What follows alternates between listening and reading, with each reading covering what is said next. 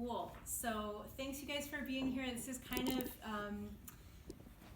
sort of a pet topic of mine, and I'm really excited to talk about it. People, you guys are really far, and I don't see very well. And my goal is to talk to you guys for a little bit and then leave a lot of time for questions and discussion, because I think that this is an area that people really want to, they have a question that they want to ask before I even start talking about it. That has been my experience. So I wanted to just start by even just defining what ungrading even means. And also I will say that if you're far and you can't see and you don't want to move closer, all of this information pretty much that I'm going to share with you today is in a blog post on my website, and I'll have a lot of resources that I can share with you at the end of the presentation today. Yeah, that would be great if you could share something with us. Absolutely. Oh, I didn't introduce Emily. This is Emily. She Hi, Emily. is the GA for CTL, and so we're really grateful to have her. Nice, thank you. So yeah, I'm happy to share the blog post and the slides if that would be useful. But most of the information I'm going to present is in my blog post. So I am always trying to figure out what this is, right? What it means to ungrade. And so I have crafted this kind of definition. It's totally in progress. And so I will just share with you where I'm at right now, which is that I see ungrading as an attempt to focus both students' and teachers' attention on learning instead of schooling. It's an attempt to make process and progress as important to teaching and learning as a product, like a piece of paper or a thing that you can hold at the end, and to actively involve students in that task of reflecting on and evaluating their own work.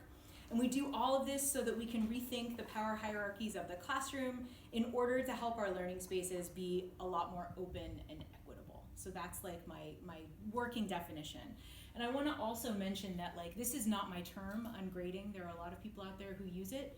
I think it's designed to be provocative and to kind of start an argument. And I'm kind of always on the lookout for a better word, because if in the first space, I'd like to have something that's positive instead of negative, right? I don't really like to think of myself as operating in a teaching space that is based on what I'm not doing. I'd rather talk about what I am doing. And I don't know exactly what that would be. And so if you have any great ideas, I'm happy for you to share them with me. So where did I get this crazy idea? If you don't know this about me, I started my undergraduate education at Hampshire College, which is famous, or sort of these days a little infamous, for its system that operates with no grades, no majors. Every student designs their own course of study, and instead of a transcript with a bunch of letters or numbers on it at the end, what you get is a portfolio of written evaluations from each instructor that you've worked with. And I chose Hampshire originally because I really do believe in that system. I think that it's important for us to not just say oh, you can effectively measure what you're doing with a 5-point scale or even a 100-point scale. So that was a big reason that I chose that. And I've also, over the past few years, both in person and on Twitter, been interacting with a group of people called the Digital Pedagogy Lab. They run events, and they also are a very active Twitter presence. So even if you can't go to one of their conferences, you can always kind of keep up with what they're doing. And this is a conversation that's really big at DPL. Particularly, I've also done a lot of reading. And one of the people that I want to give a shout out to is Jesse Stummel. He's one of the co-founders of Digital Pedagogy Lab, and he has written a couple of blog posts over the past couple of years that have really informed a lot of people's approaches to ungrading. And again, I'll share links to all of those in the past. But this is kind of what really got me thinking about how I could incorporate this process into my own teaching, starting with his blog posts. And so why do I believe in this system? Next, that is the thing that I want to talk about. I'd like to share a quote from Jesse, actually. He says that grades are the biggest and most insidious obstacle to education. They are currency in a capitalist system that reduces teaching and learning to a mere transaction. Grading, he says, is a massive coordinated effort to take humans out of the educational process. I could not agree more. As we have learned in lots of studies over the years, right, grades are not neutral. They are highly subjective. They are highly biased, and they perpetuate and they deepen a lot of these systemic inequalities that most of us really want to eliminate from our classrooms. And so instead, what we end up doing is reinforcing them through the system that we use to evaluate students. They also, again, lots of studies. I'm going to share some of them with you. Grades are not super effective either of the two things that they say they do. One is assessing student work. The other is motivating students to do better. I want to focus on that motivation piece because that's super important to me, because I think all of us agree that teaching and learning is better when students are engaged and interested in what they're doing, instead of just, we all kind of show up and we stare at some slides, which is sort of what I'm asking you to do right now, but hopefully we'll move past that. We have studies that go back to the 1930s. The earliest one that I'm aware of is in 1933 that says that grades are terrible and do not motivate students to learn. In fact, they have the opposite effect. I want to give another shout out here to Alfie Kohn, who's a great scholar. Trisha's like, yes, right? So like a great scholar who has a lot to say about the scholarship of teaching, the scholarship of pedagogy, and he's collected this great set of all of the big outcomes of all of these studies that think about the impact of grades. And there's sort of three big ones that he points to that come up in every single study that's been done from the 30s up till now. And there's basically three things that you can count on every single time. The first is that grades tend to diminish students' interest in what they are learning, right? If you tell students that grades are important, what's going to end up happening is they're going to focus on the grade rather than on any kind of intrinsic motivation for learning. They're going to say like, okay, what's important is for me to succeed. And so the fancy way of saying this, of course, is that a grading orientation and a learning orientation have been shown to be inversely related. That's a lot of fancy words for someone who works with literature, but I feel like I know what that means, so I'm good. So the second thing that happens is grades, because they are focused on success, create a preference for the easiest possible task, right? A student is going to choose a shorter book.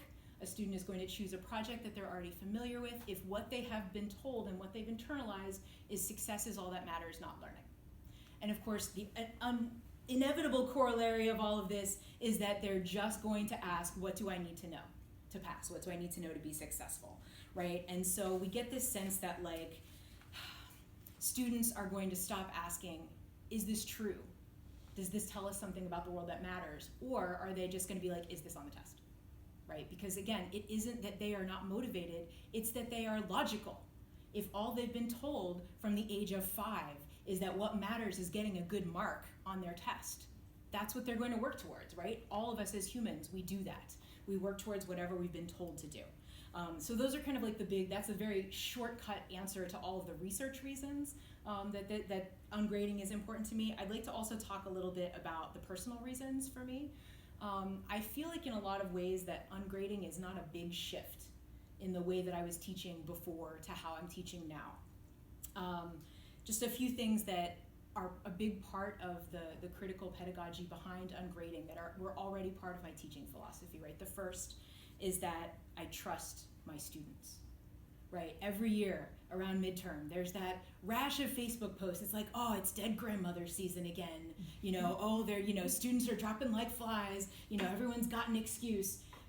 It's just easier and more human for me to just trust them. If you have to come up with a reason that you can't be in my class, I don't want an excuse. I just want you to tell me you're not going to be here. Fine. You've chosen that something else is more important than my class. Fine. I trust you, right? You are an adult. You can make your choices. I think about myself as being a co-learner. I don't think of myself as an expert who's there to fill them up with my knowledge. That's not how I operate. I see that we're all part of the same community. We're learning and working together. I encourage my students to take as much agency over their own learning as they can. I try to make my projects something that's not just busy work. I try to make them things that are relevant, that are useful, that aren't just like a disposable assignment, like, oh, I did this test or I wrote this paragraph that has nothing to do with anything, move on with my life, right?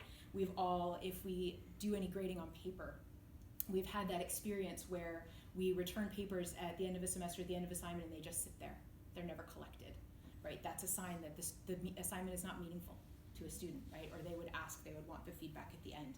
Sort of in short, I want everybody in my class to be a full human person at the end of the day. That's what I want, and that's me too. So that when I am behind, as I have been this week, because I've been fighting the same headache for 3 days, I can say to them, guys, I'm really sorry. I know I'm behind. I know I owe you some comments on this paper. I thank you for your patience, and I promise that I haven't forgotten about you, right? So those are things that I do. And the other big part of ungrading is, right, I already gave a ton of written feedback on student work, right? I gave them lots of conversational comments, and that's a big part of it too. And I always try to make those comments not just corrective, right? I want them to be encouraging. I want them to be the starting point of a conversation as opposed to this is what you did right, this is what you did wrong, right? It should be a conversation. And I have to say, like, at the end of the day, it feels really good to not have to sum up all that feedback in a letter or a number, right? Because I get that, like, students are busy, and we are all aware that, especially at Hood, our students are taking 5 to 6 classes, they are working 2 to 3 jobs, they are playing a sport, they have family responsibilities, they have all these things that they're doing. I get that if your whole life you've been told grades are what matter, you're gonna skip over all the crap that I've written on your paper and just look to see what that letter is at the end. Of course you are, right? That's the deal, that's what you've internalized, that's what you've been taught. And the other side of that is that for the students who do read my comments very carefully, there's always some heartache about that too, right? It's like, oh, you wrote all these things that you said I did really well in my paper. Why didn't I get an A? Or the converse of that is, well, you gave me an A, but you gave me all these suggestions. Wasn't my paper any good, right? And that just kind of like, it kept me from giving like the really honest kind of feedback that I want to say, like, here's what you're doing really well, here's what I want you to work on, because I felt like it somehow had to equal whatever that letter is. There was some equation that everybody sees. And it honestly, like, it gives me anxiety to do it, right? It fills me with this sense of dread. Like the beginning of this semester, I had kind of forgotten about this whole experiment, and I sat down to do my first set of papers, and I was like, oh, I'm really freaking out about this. I'm really panicking about it. I can't believe, like, oh, I'm never gonna get this done. And my husband, Terry, comes up to me and says, why are you panicking? You don't have to grade those papers. You just have to read them. I'm like, oh, right. Oh my gosh, it's so great, right? So like, I kind of took myself from this scenario. This is how I always felt about grading. Like, I could do maybe 4 papers, and then I'd have to stop because I just felt paralyzed. I was exhausted. I was worrying about how it was going to go, and I felt like it was just this never-ending pile of stuff that I had to do. And now, like, it feels like this, right? I can sit down, I can do a whole set of papers in a day. First year papers, core class papers, I can do them in a day, no problem. I can sit down and do 17. I can do them I do 2 hours, and then I take a break, and I do 2 hours, and I take a break, and I can do them all in a day. And it's like, it feels great. Because it's like, I mean, there's still little moments of dread, of course. Like, I don't want to sugarcoat this and say that it's, you know, now the most joyful part of my week. But it is a thing that I feel like I enjoy and that I can do and that is manageable and that is important, right? And I know because I ask my students, like, what is a piece of feedback that I've given you that's helped you? I know that they are reading those comments, right? They're not just skimming to the end and looking for that final thing. So, you know, now that I can do that, like, again, my midterm comments went a lot easier because I didn't have to do that, like, endless. It's going to take me a week to get through these 20 papers, right? That is not a feeling that I have anymore. And so I have to say, like, frankly, this is, like, the best thing that I've ever done as a teacher. And that's why I wanted to tell you guys about it, because I want other people to, like, know what it's about. And I want to emphasize, too, that this is not just, a lot of people have said to me, oh, this must be really easy to do in a humanities class where everything is subjective anyway, and, you know, you can just say whatever you want. I'm like, well, no. I mean, actually, one of the most inspirational people that I've read about her ungrading experience is a chemistry professor who first implemented ungrading in her Organic Chemistry 2 class. Again, I'll give you all these resources at the end. Her name is Clarissa Sorensen Unruh, which I probably should say, but she's amazing. And she's like, here's the steps on how I implement this on organic chemistry exams, right? So anybody can do this in any field, and anybody is out there doing it. So how does it work? What do I do? There's a couple steps in here that are what happens at the beginning of the semester. So I'm going to talk about those first, because those are pretty much just me. Hey, there we go. So I did this last year in all of the classes that I teach because I'm doing some administrative responsibilities. I am on a reduced teaching load. So I taught 2 classes in the fall semester, 2 classes in the spring semester, and they were the whole gamut. I had a first year seminar. I had a 400 level class that was just for English majors. I had a core class, a 200 level literature class, and I had a cross-listed class that was English majors and honors students. So I kind of got every possible population that I could. I would not necessarily suggest to people thinking about doing this to jump into every single class all at once. That can be a little crazy making, but I was like, I'm gonna do it, I'm excited. The thought of like continuing to grade was so stressful for me that I was like, I'm just gonna do it. And it worked out well for me, but I mean, you can do this with a single project. You can do it with a single, like, one thing and see how it goes and then go from there, right? And I have a good friend of mine who teaches in South Carolina who's trying to do that. She's starting with one project, seeing how it goes. So it didn't really make any difference in the way that I planned the classes at all. I did the same exact projects that I had done in these classes when I taught them before. The biggest difference is how I presented those projects to my students. And so I talk through everything the first day of class and the second day of class because I want everyone to be able to opt out. I don't want anyone to be like, I'm stuck in this class with this crazy lady who's gonna give me a heart attack because she won't tell me what my grade is. You know, I don't want students to have that experience, right? I do want them to be able to say, you know what, I respect your choice, but this ain't for me, and that's fine. And I have a change in the way I talk about this in my syllabi. So I always have in all of those syllabi a section that's called like, how do I earn my final grade? And it's basically like a list of all the projects and the percentage that they're worth and all those kinds of things. So I added this blurb, which I'm gonna read to you, that says, this course is going to work a little differently than most of the others that you've taken. You will receive extensive feedback from me on all of your projects, but because most of the work that we do in college and in life is invisible to the teachers and bosses and coworkers and so on, who only get to see your final product, you will be responsible for helping me evaluate your progress before any grades are recorded. I know this may feel weird or even a little anxiety-inducing for some of you. That's okay. We'll work through it together. As a start, here's the work you'll be responsible for completing this semester. And it is just like, then I give the list of like, you're gonna write these many papers and do these many exams and do whatever. Hey, Mel, how are you? So, you know, that's kind of what I do. So that's how we get started. And I have in all of these classes, so now we're kind of into, that's sort of the setup part, right? And I have questions, and I always get that first day, a lot of students who are very anxious, especially honor students, right? There's like, well, but how do I know if I'm doing okay? I'm like, well, you know if you're doing okay. You just have forgotten that you know that, right? I can't tell you if you're doing okay. I can tell you what this paper looks like, but I can't tell you if you learned anything from writing it. You're the only one who knows that. And like, usually at some point in this process, and sometimes that's just one general announcement, and sometimes it's like 5 meetings in office hours with the same student trying to come to terms with this. At some point the light bulb goes off and like, oh, right, I know if I'm learning anything or not. I'm aware, right? And that matters is usually part of the light bulb. Okay, so that's the setup piece of it. So how does it actually work in terms of the running of the class, the projects that we do, the evaluations that we do? So every kind of possible project that I have done under this model. Everything from blog posts to videos, essays, exams. The course that I taught last fall that's super, super specialized for me, which is our History of the English Language class. So students are doing Old English translation, they're doing like advanced grammar exercises, so they're doing all these kind of very technical things. So there's all those projects were evaluated without a single grade. Like I didn't grade a single assignment, project, whatever you want to call them. I'm not crazy about the word assignment, but that's sort of a different conversation that we can save for later. And I take pretty much all student work electronically. I take it through Blackboard, and I set that up as a complete or incomplete grade, which basically means if a student has turned it in and I have written something on it, they get a check mark. There are flaws with this system because, like, let's say a student turns in a blank file and they never give me anything else. My choice is to mark it complete or incomplete.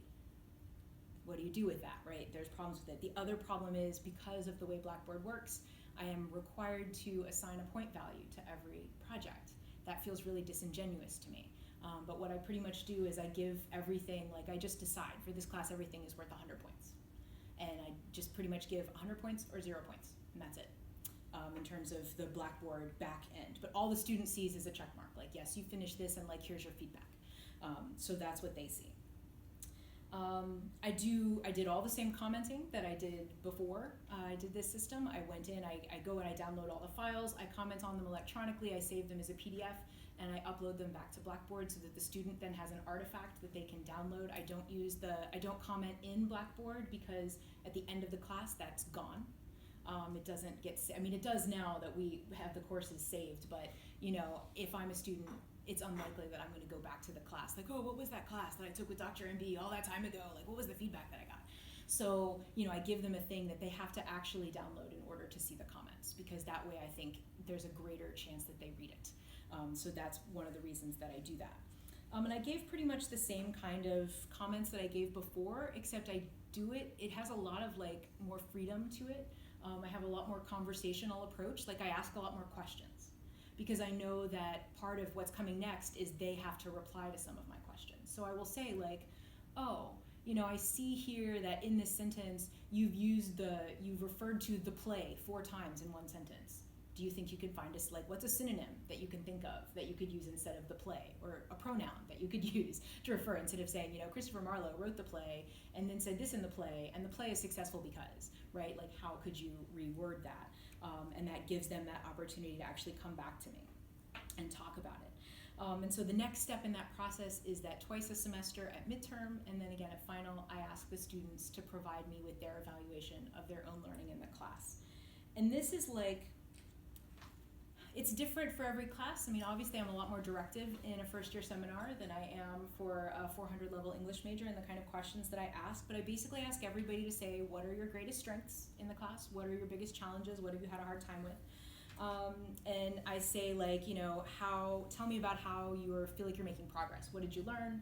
How does this fit in with everything else that you have going on in your life right now? Are there times that you really wanted to do more with that paper, but you really had to rush it because you had X, Y, and Z other things going on? And a little bit also about their engagement in the class and the way that they maybe feel like they contributed to someone else's learning other than their own. So these are things that I ask them. And I ask them to talk about each project, especially in the final evaluation. I say, can you comment on your work on each of these projects and talk about some feedback that I gave you that helped you move from that project to the next one. So those are things that I ask them. So midterm, and I'm in the process of finishing this up now, I read and I respond to all of their self-evaluations. So I read them and I provide some comments in return. So I've given them a comment, they've given them their own comments, and then I reply to what they've written about themselves.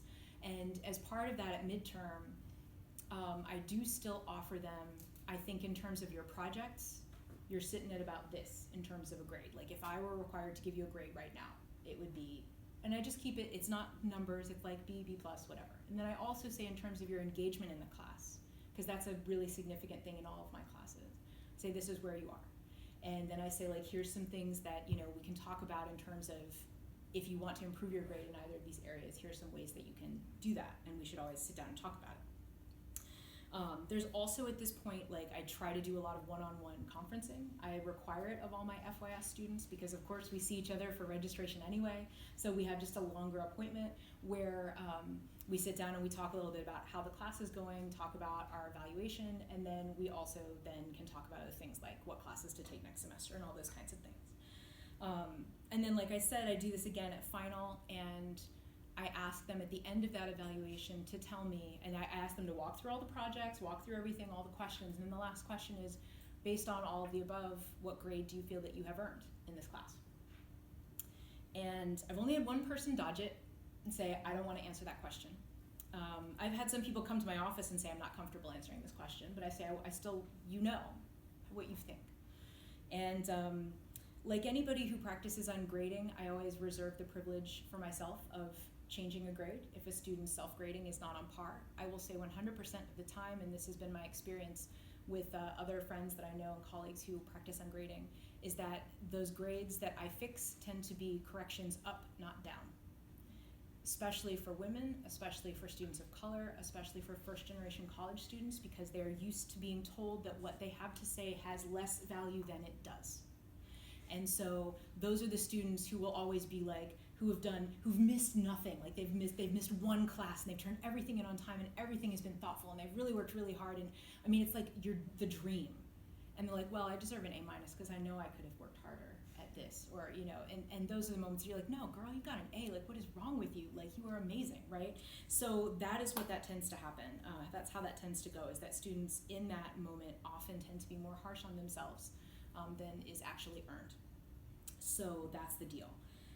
Okay, we're just gonna talk about results, and then we're gonna have a chance to talk for you guys to ask questions. So basically, I hope this picture sums up what I think the results are, right? They're really awesome.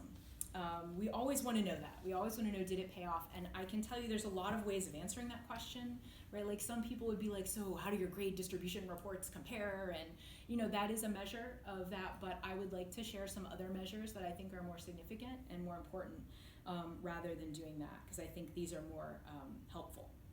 Even if they may be anecdotal or qualitative, I hope that you agree that they are also showing that it's worth it. So for the first time ever, and this semester for the second time ever, I have had a core 200 level class without a single low grade at midterm. That is huge. That is a huge change. And because the only change in that in those classes is ungrading, I feel pretty confident. I mean, obviously the students are different, right? The students are always different. But I have never until last spring had that happen, and now it's happened 2 times in a row. And I think it's because people feel that investment, right? Nobody gets left behind. When we have blog posts and like we read them out loud in class and somebody doesn't do theirs, somebody else in the class will say, hey, so-and-so, I thought you were supposed to blog today. Where's your blog post? And they'll be like, oh crap, I didn't get to it. Can I still do it? I'm like, of course, right? So there's a sense of like people really trying to look out for each other and try to hold each other accountable, which is kind of nice. So like nobody really gets left behind. And I feel like that's kind of a nice thing that I do think this brings to the table. So that's the first thing. I would love to say that it means that I get no missing projects, no late projects, especially in my first year seminar. I can't say that. But what I can say is the students who are perpetually, chronically struggling with turning things in understand the opportunities that they missed by not turning in those papers, right? So they will say in that evaluation, wow, I know I really dropped the ball and I didn't turn in those 2 papers. And so, yeah, like I bombed, I bombed that hardcore. And yeah, so like for my project grade, I really, I deserve a C- or a D or whatever because like I didn't do my work. But here's the stuff I did turn in and I tried really hard to do well in that. So they're more aware of like how they fall into a hole. And I see that as a win. I see that like risk-averse students are more willing to try things. So like again, history of the English language class, I give them 2 weeks on Old English, right? The language of Beowulf. And then I say, translate this passage for me. I give them a lot of help with it. But this is an assignment that paralyzes students in the past, right? It's like, oh my God, this is so hard. I can't believe you're asking me to do this. What if I fail? What if I get it wrong? And they can't fail, right? Unless they don't do it. And so they're more willing to like step out and try that thing that's really hard because they understand that this is about them learning something, not about getting a certain score. And so to me, like that's one of the biggest wins as far as I'm concerned. The other wins that are super important to me is like, as I have read student self-evaluation, I find that I am much better able to honor who our students are. Like I have learned so much more. Like these self-evaluations can get really personal. And so again, I'm gonna try and say all of this in a very generic way so that it isn't clear that I'm talking about any specific student, but I have learned a lot about what it means to do my projects as a student with a variety of different kinds of disabilities. I've learned what it is to be a student who has to choose between putting gas in her car to commute to Hood or buy all of her textbooks. I've learned what it is to be a student who's an immigrant who speaks 2 more languages at least than I do, and to try and struggle with what it means to read in medieval forms of language. I know what it feels like to be a student that has way too many family responsibilities and is constantly trying to figure out how I can get here and do all the things that I need to do in order to do well and in order to succeed, right? So these are the students for whom ungrading makes the biggest difference, because they are the students that they are learning so much more than I might be able to see from reading their prose, right? Like I can't see all the hard work that they're doing. They have to tell me. And so for me, measuring that learning can only happen through them sharing more about their life and how my work that I've given them fits into that, right? So these are the people that I think are really served by this. And like the last outcome of this that I think is huge is like I've had all these great conversations with students about like, are you even aware the toll that grades are taking on your mental and physical health? Are you aware of the way that you are devaluing yourself because you got an 89 on something? Do grades deserve that power over you? Really? And so some of the students for whom they've been able to be like, wow, yes, like my scholarship is important, but this does not determine my self-worth. That to me, like, I go home and cry at night about how great that is, right? I get these emails from students who are like, oh my gosh, I finally realized, like, you were right, like, this is not the most important thing in my life. I'm like, whoa, like, I it's amazing. So, obviously, I feel like this has been a really great experiment.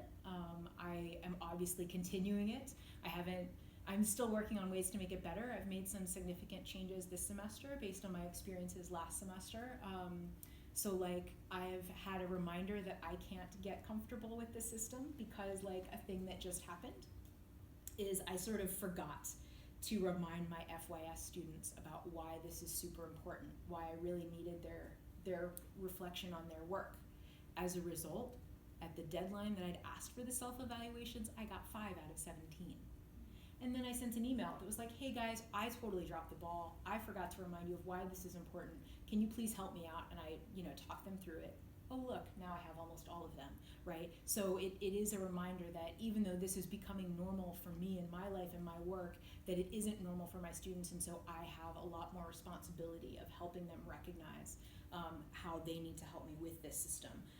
So that's like one big change that I've made. And another is that I don't give any kind of grade breakdown anymore. I don't say like your paper is worth 20% or your exam is worth 10% or whatever, because the thing that I've realized is I am not the only person who can say what kind of work is worth it, right? Like for one student, that work of studying for an exam, which I think doesn't really teach me a lot as a learner, for them, going back and reviewing all the reading that we did and preparing for that exam might be worth a lot and might help them with their learning in a way that I don't think about. So who am I to say that, a paper is worth more than that exam? To me it is. It's not to them. Good.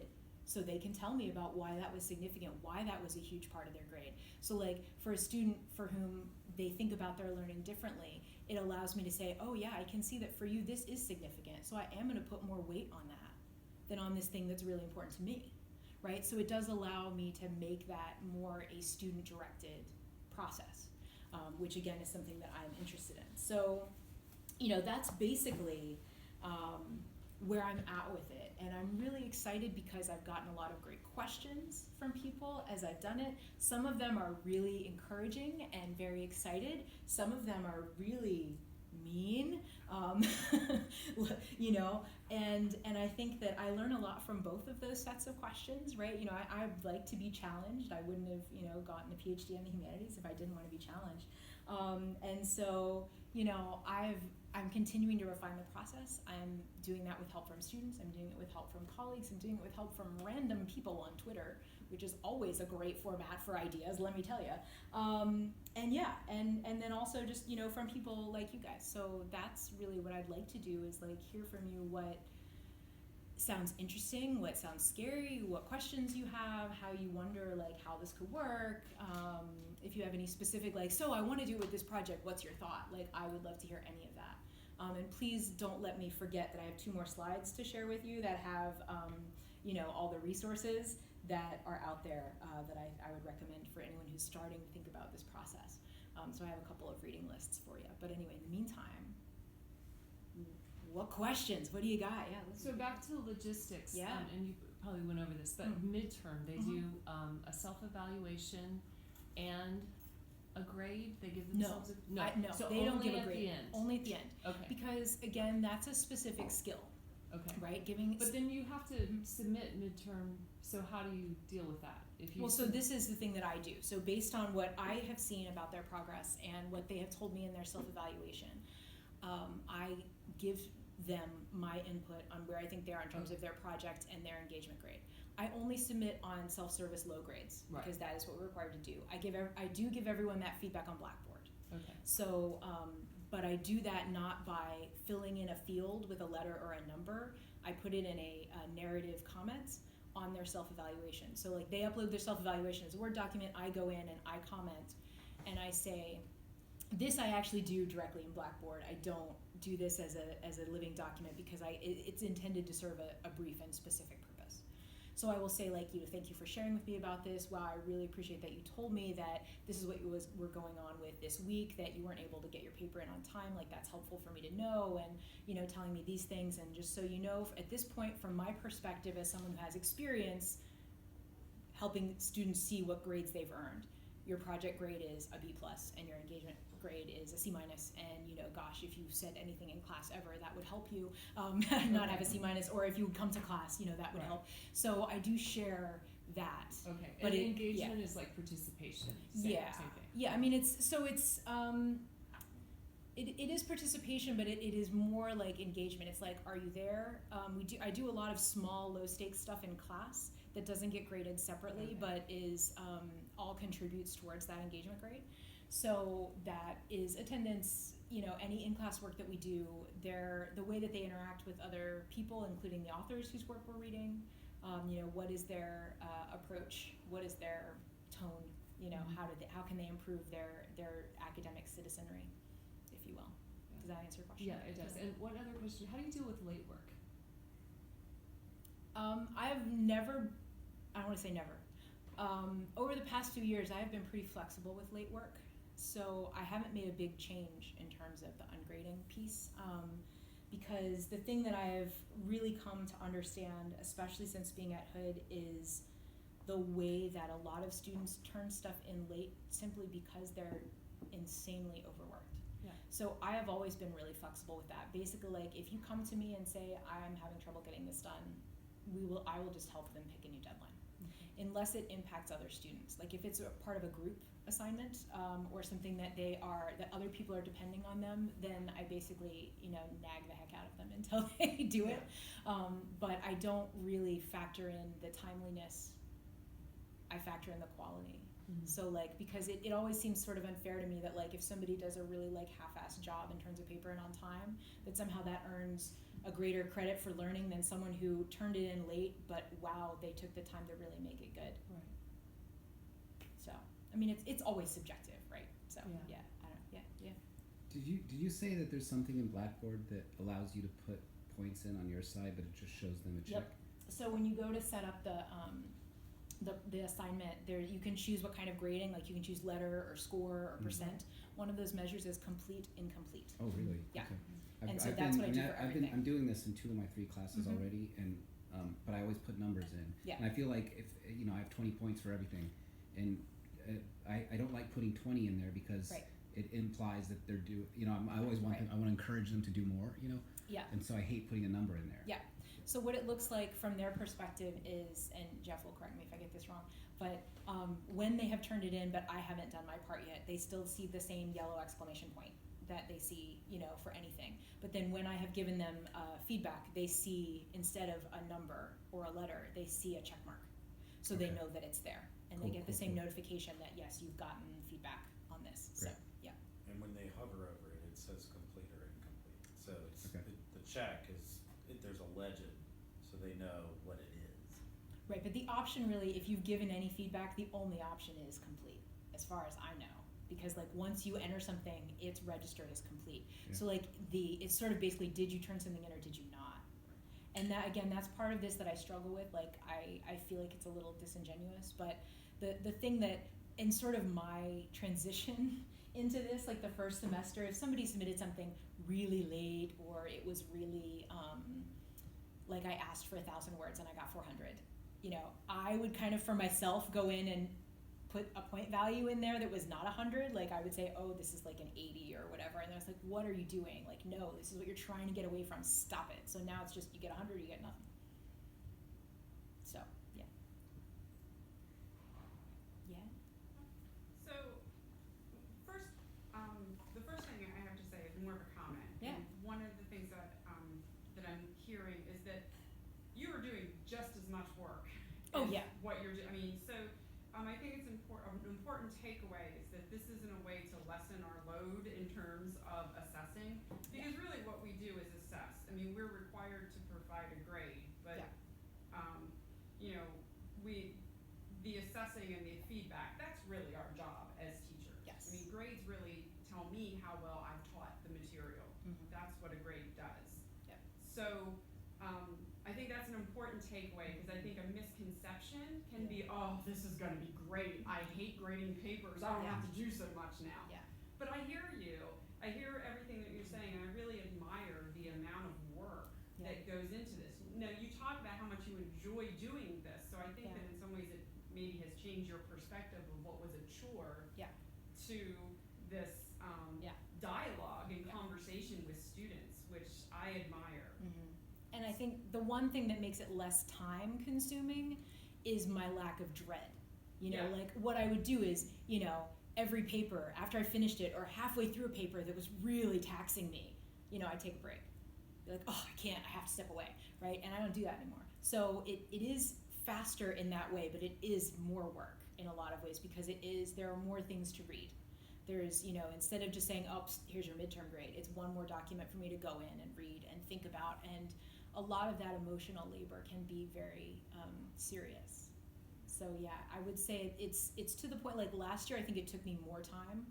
This semester so far I think it's evening out, because I did kind of like have that epiphany of like, you don't have to grade, you just have to read them, and I can just go so much more quickly because I don't have that sense of impending doom as I do my job. Right, so not to interrupt you, but that's sort of like but that's I mean, but you're still providing that critical feedback for students, and that's what they need. Yeah. I still spend like half an hour on every paper, you know. Yeah. I mean, sometimes I can do it in 15, but yeah. So the other side is I'm still struggling with, in the end, we ultimately have to provide a grade. Yep. And I agree with every single thing that you had said in the beginning. I 100%, and there is research to clearly show how subjective grades are. So I could not agree more. And in a perfect world, there would be no grades in my world. But I live in this world in which we have to grade. And so I still kind of come back to my discomfort of not being explicit with students how they got this, what ends up on their transcript ended up there. Yep. I mean, I am pretty explicit about it. I pretty much tell them that if they are honest and give themselves the correct assessment, that's the grade that goes on their transcript. That I will only change it if I feel like they have pretty radically under or overestimated. I have had a couple people who I felt overestimated, but not in such a great amount that I felt it was worth it. And ultimately, like, I mean, to, you know, go back to this research, you know, going back to 1930s, like we've been hearing for a long time, right, that this is not the way to do it, but we keep doing it. And I feel like unless we stop doing it and interrupt it at some point, it's never going to change, right? I mean, we say we have to enter grades, but why? I mean, why can't we petition the college to? I mean, really, I'm not willing to make that fight. I'm willing to do this. I'm willing to fight with you. I mean, I think it's worth it. Yeah, I mean, obviously I believe in the system, or I wouldn't have chosen to go to Hampshire as an undergrad, right? Like when I was 18, I believed that this was the way to think about learning, So there are some accrediting issues that, like for instance in education, we have GPA requirements, so we could not be an accredited program without grading. Okay. But certain departments could? I mean, again, like I feel like I'm happy to do it in this. I mean, I don't want to kill your buzz, right? Go for it. Like I'm happy to rally behind you, but like for me, this feels more important because I feel like until we really acknowledge where that grade comes from, nobody's really willing to make a change to it, right? And so like I feel like this system is a nice in between. Right? It allows everyone to say like, oh, if we are going to do this measurement, I mean, and like, let's think about what a grade is as a measurement, right? In baseball, a good batting average is 30%, right? But like in school, if you don't get more than 75%, you're getting a bad grade, right? Like this measurement is so skewed and so bizarre.